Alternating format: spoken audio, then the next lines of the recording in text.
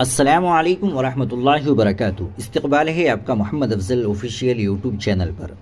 ناظرین کرام، وقف ترمیمی قانون کے خلاف دہلی کے رام لیلا میدان میں آل انڈیا مسلم پرسنل لا بورڈ کا اجلاس۔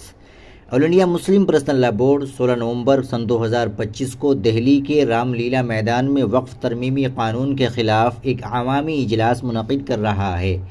جس سے تمام دینی و ملی رہنما، سیاسی پارٹیوں کے سربراہان، ممبران پارلیمنٹ، اقلیتی رہنما اور سول سوسائٹی کے اہم افراد خطاب فرمائیں گے۔ مسلم پرسنل لا بورڈ کی تحفظ اوقاف تحریک کے کل ہند کنوینر ڈاکٹر سید قاسم رسول الیاس نے ایک بیان میں کہا ہے کہ تحفظ اوقاف مہم کے دوسرے مرحلے کے روڈ میپ کا یہ ایک اہم پروگرام ہے، جس میں پورے ملک سے بڑی تعداد میں لوگ شرکت کریں گے۔ انہوں نے کہا کہ چونکہ یہ اجلاس دہلی میں منعقد ہو رہا ہے، اس لیے دہلی و اطراف دہلی، مغربی اتر پردیش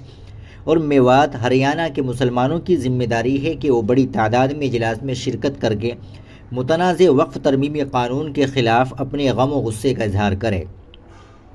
ڈاکٹر الیاس کے مطابق اجلاس کی صدارت مولانا خالد سیف اللہ رحمانی صاحب، صدر آل انڈیا مسلم پرسنل لا بورڈ فرمائیں گے، جن میں اہم دینی و ملی رہنماؤں نے اجلاس میں شرکت کی رضامندی دے دی ہے۔ ان میں جمعیت علماء ہند کے صدر مولانا سید ارشد مدنی صاحب، مرکزی جمعیت اہل حدیث کے امیر مولانا اصغر علی،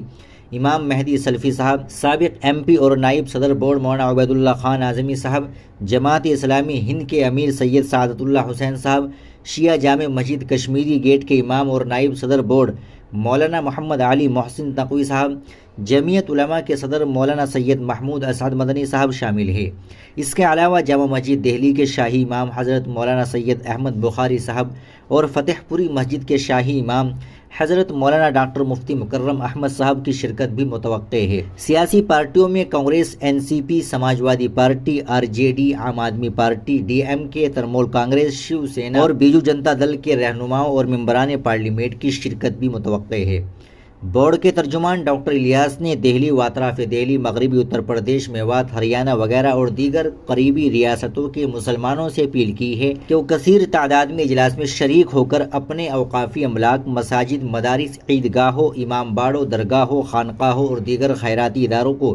بچانے کے لیے میدان عمل میں آئے۔ انہوں نے بطور خاص ان علاقوں کے تمام ائمہ مساجد، ملی تنظیموں اور ملی اداروں کے ذمہ داروں سے اپیل کی ہے کہ وہ جمعے کے خطبات و تقاریر کے ذریعے مسلمانوں کو شرکت پر آمادہ کرے۔